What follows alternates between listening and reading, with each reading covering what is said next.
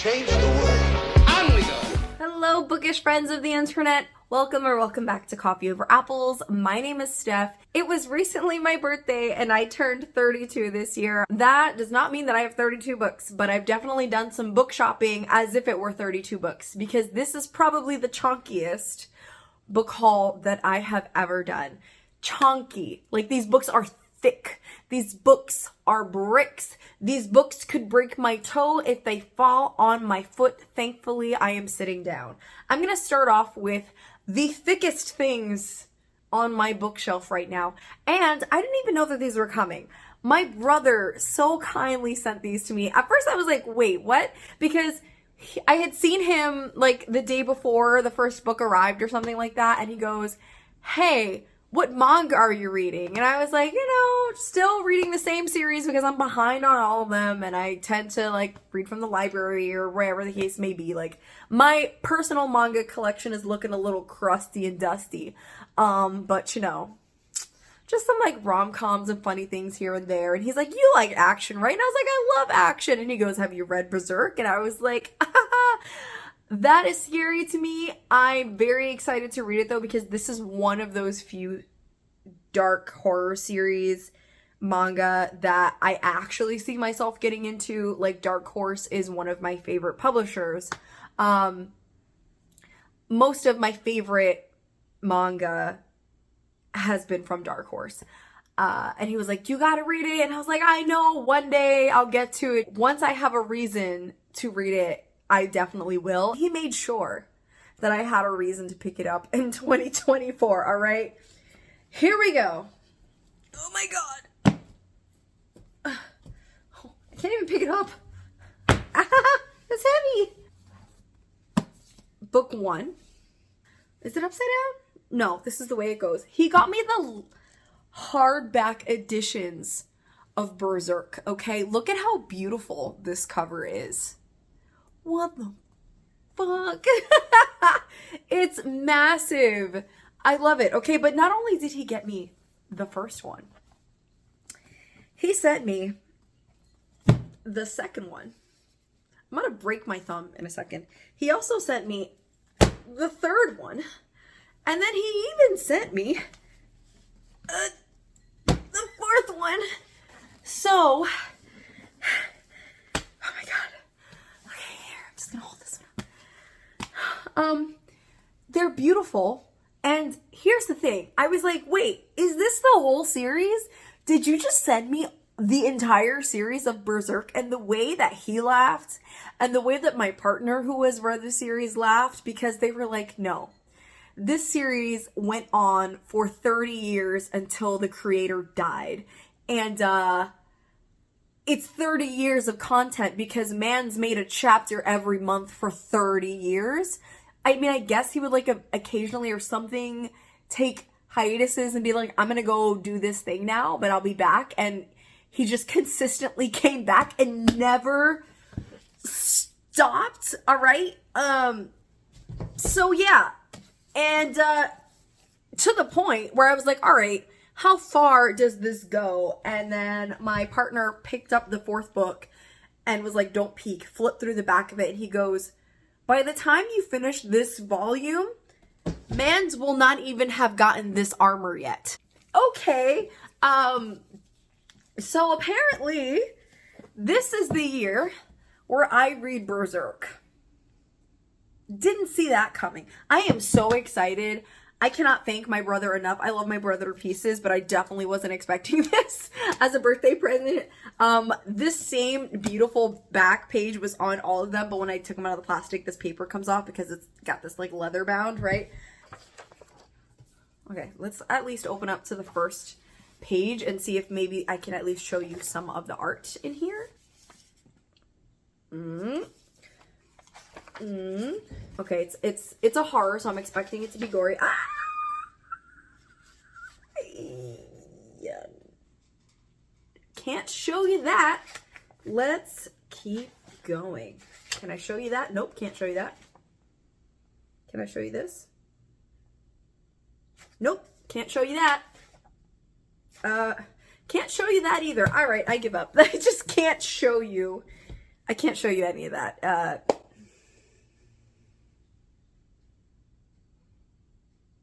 While we're on the topic of series, let me just continue with other series that I purchased. Also thick. Oh, wait.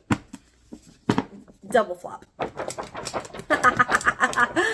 I am so excited to continue the 3 Body Problem series. I am reading book 2 here in January because I got my hands on it, and a bunch of us who started reading the series in December are going to continue the series to finish it before the show comes out on Netflix in March. And I have a feeling I'm not going to like the show because this book takes itself very seriously, but I didn't.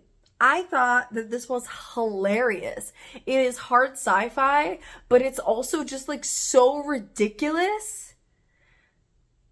For me, I'm like, whatever floats your boat, man.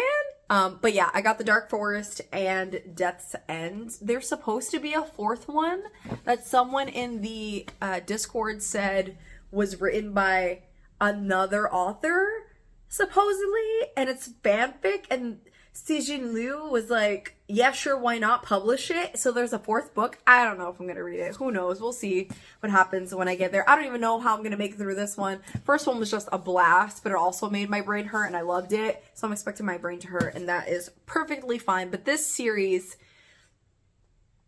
is going to be finished by March. No matter what anyway, because I'm dying to watch the show. Another sci-fi series, I got book 4, 5, 6, what? 5, 6? Here we go. 5 and 6 of the Expanse, and I keep holding things backwards. This is Nemesis Games and Babylon's Ashes. I'm at the point in the Expanse series where I'm like, what? The titles are arbitrary. Like, why? I know you're trying to sound edgy. You got the author's name that's twice the size of the title. We got these really cool backgrounds, but like, they ain't got nothing to do with what's happening in here. All right? They're just eye-catchy, trendy sci-fi. I mean, I like the design of the font and stuff. I like the covers, but it's just trendy sci-fi cover. It is literally whatever, like, there's war going on, but it's not this. All right? Whatever. I don't care. We can argue about that in the comments if you read this series and you think how the covers are spot on. I'm like, good for you. How nice. I don't think that it's accurate or even telling us anything, but that's another story. I love this series, and I've consistently rated each book 4 stars because they're just a fun time. I may not watch the series, the TV show, because I was told by friends that a lot of the characters that I enjoy don't make an appearance in the show. And I'm like, it's kind of whack. So we're just going to continue the series. My goal for 2024, which I stated in my goals and resolutions reading video, is to at least get to book 6 because I do have book 4 up here. I read the first 3 books in 3 years. Not continuing like that because this should not be a 10-year-long series for me to read.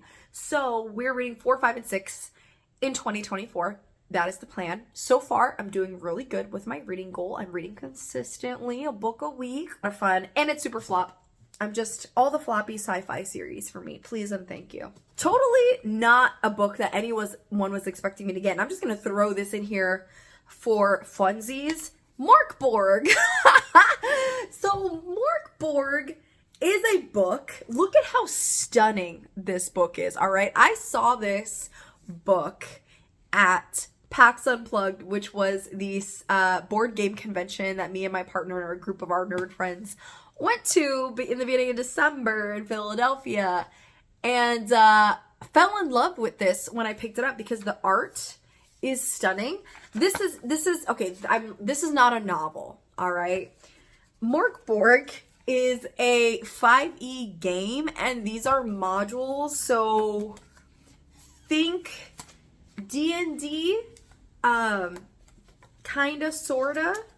That's the closest description that you're probably going to get. But I think that this is absolutely stunning. And my friend got it for me because he knows that I'm an artist and I love artsy things and appreciation things.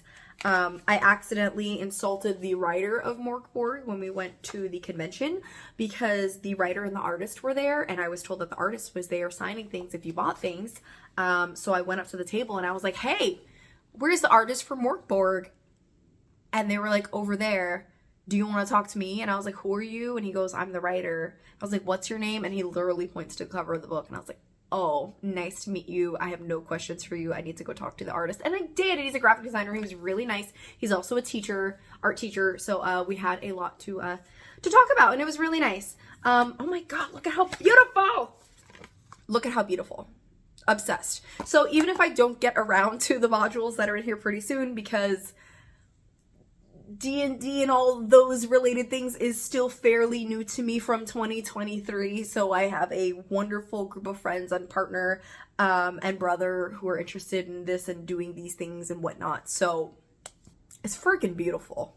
I don't care. I just love the way it looks on my shelf. Yellow is my favorite color. So black and yellow is my favorite monochromatic color scheme.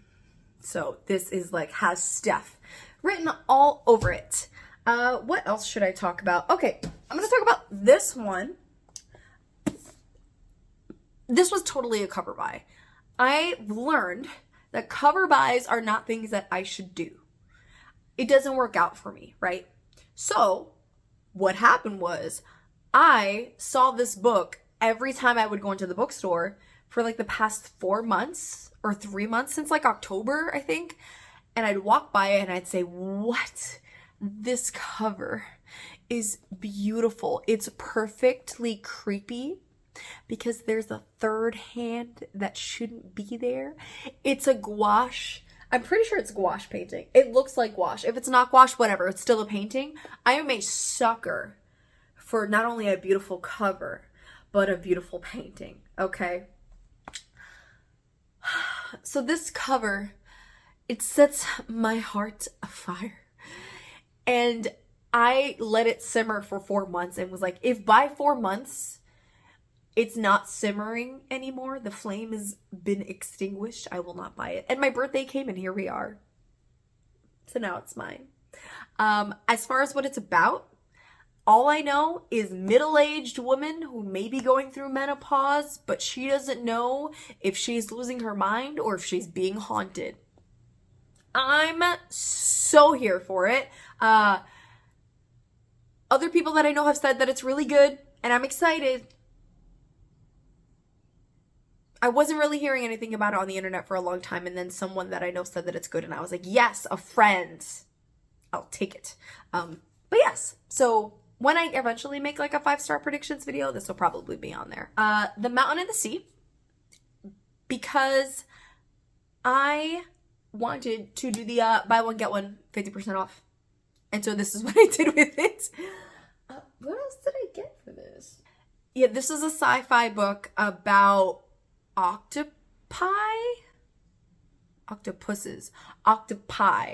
but something is happening with some science experiment or something where people are able to communicate with them, and I think octopi are taking over the world. I could be completely talking out of my ass. I don't know. But all I know is that at one point I wanted to read it with the book club, and then it kind of just like never made it through the polls. And then Max loved it, and other people I know like it, and it's just been circulating around sci-fi booktube, and I'm like, sure, why not? Wholesome vibes and saving the octopi. Let's do it.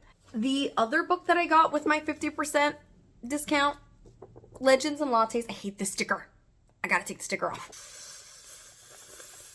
Here he goes. Here he goes. Here he goes. Sticker is gone. This is Legends and Lattes, a cozy D&D inspired fantasy. Is it a romance? I don't remember. But there's the sequel, and again, this is really popular online, and a bunch of friends of mine said that it's really good, and I was like, why not? I want cozy D&D everything, apparently. Even though I don't really play. I mean, I don't know that really, like, helping out my partner with Baldur's Gate really counts as playing, but we'll go with that. Also this, my best friend's exorcism. This has been popular online for a long time. It's a Grady Hendrix. Yes, Grady Hendrix, which we purchased Horror Store last year and my partner loved, and so when we were shopping at the bookstore, I was looking at the horror section. I was like, I want to get a horror book, another horror book. I don't know what to get because you can't let me alone in the bookstore with a list of books that I couldn't buy because they didn't know when they were going to have them in stock again. So I was like, what do I do with this bookstore money? I need other books to buy. And so my partner expressed an interest in this, and I was like, I'm actually interested in this too. So we just picked it up. I'm just vibing with the cover and the author. And then 2 more books I think I left in this book haul. This is an ARC that was sent to me by the Feminist Press. I am so excited to read this in February. This is Wrong Is Not My Name, Notes on Black Art. I expressed to them an interest in reviewing books for them. The kind of books that they tend to publish are interesting to me because they follow a lot of avenues that stem from an intersection between feminism, the lived experiences of POC individuals and authors, and art. So I was like, please let me review this for you. And they were like, sure, absolutely. And so thank you so much to them for sending this to me. This one comes out on March 12th of 2024. What I know that this technically focuses on is Blackness, queerness, and art. So I'm here for something that is going to give a contemporary critique of the current state of the art market in relation to those 3 things, which I think are extremely important and always something that I'm thinking about when I'm in my studio. And then lastly, this was just like a spur of the moment vibe pickup because I was trying to make myself feel better on the way to walking to the dentist. This is Flowers for Algernon. I got this from my free little library, so thanks, random person. I promise that I will do my yearly like giant unhauling books to free little libraries, because what I kind of do is I just kind of walk around town, and whenever I see a free little library, I peek in, and if there's something I like, I take it, or if there's something that I'm like, I kind of want this, but maybe I'm not the audience for it, I leave it, you know. So I like accumulate books like a squirrel from all my free little libraries around town. And then in the summer, I do a giant unhaul on my shelves and bring like 20 books and drop them at the free little library and do a little vlog for you guys. So that'll be fun. But this is just a classic sci-fi that I'm pretty sure is going to make me cry. But you know what this inspired me to do? Reading books about other characters that are in my age group. Because I'm pretty sure that when I was reading the summary about this, that the main character's 32, and I was like, huh. If that's a vlog that sounds interesting to you, let me know. Anyway, this, oh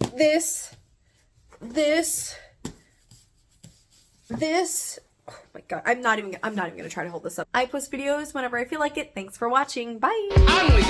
What's the making, Mr. Wonka?